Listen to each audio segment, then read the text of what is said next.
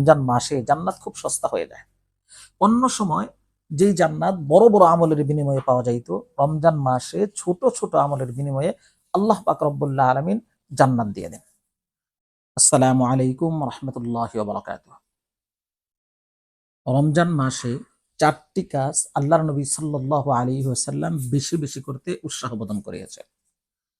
হযরত সালমান ফারসি রাদিয়াল্লাহু তাআলা আনহু বলেন, নবীজি সাল্লাল্লাহু আলাইহি ওয়াসাল্লাম ইরশাদ করেছেন যে তোমরা রমজান মাসে 4টি কাজ বেশি বেশি করো। তার মধ্যে 2টি এমন যেগুলোর দ্বারা তোমাদের রব সন্তুষ্ট হবে, আর 2টি এমন যেগুলো তোমাদের অবশ্যই অবশ্যই করতে হবে।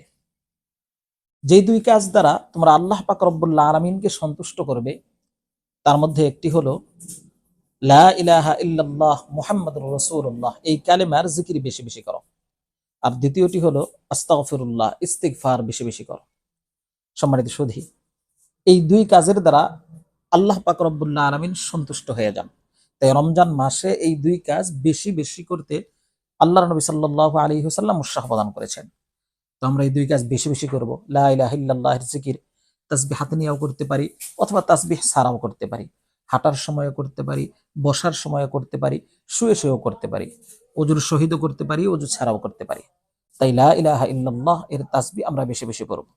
এমনি ভাবে তাই ইস্তিগফার এটাও আমরা বেশি বেশি করব, কারণ ইস্তিগফারের মাধ্যমে আল্লাহ পাক রব্বুল আলামিনের সন্তুষ্টি অর্জন করা যায়। তো এই রমজান মাসে এই 2 কাজ আমরা বেশি বেশি করব। আর 2টি কাজ এমন যেগুলো আমাদের জন্য অবশ্যই অবশ্যই প্রয়োজন। তার মধ্যে একটি হলো জান্নাত চাওয়া। রমজান মাসে বেশি বেশি আল্লাহ তাআলার কাছে জান্নাত চাওয়া। সম্মানিত সুধী, রমজান মাসে জান্নাত খুব সস্তা হয়ে যায়। অন্য সময় যেই জান্নাত বড় বড় আমলের বিনিময়ে পাওয়া যাইত, রমজান মাসে ছোট ছোট আমলের বিনিময়ে আল্লাহ পাক রব্বুল আলামিন জান্নাত দিয়ে দেন। আল্লাহ পাক রব্বুল আলামিন রমজান মাসে জান্নাতকে প্রত্যেকদিন সাজান। ফেরেশতাদেরকে ঘোষণা করেন যে আমার বান্দা কষ্টের বিনিময়ে জান্নাত কিনে নিতেছে। তাই রমজান মাসে জান্নাত পাওয়ার আমল বেশি বেশি করা। আর জান্নাত পাওয়ার আমল হলো আল্লাহ তাআলার কাছে জান্নাত চাওয়া, যে হে আল্লাহ আমাকে জান্নাত দান করুন। আরেকটি আমল হলো জাহান্নাম থেকে মুক্তি চাওয়া। সম্মানিত সুধী, জাহান্নাম থেকে মুক্তি হলেই তো জান্নাত পাওয়া যাবে।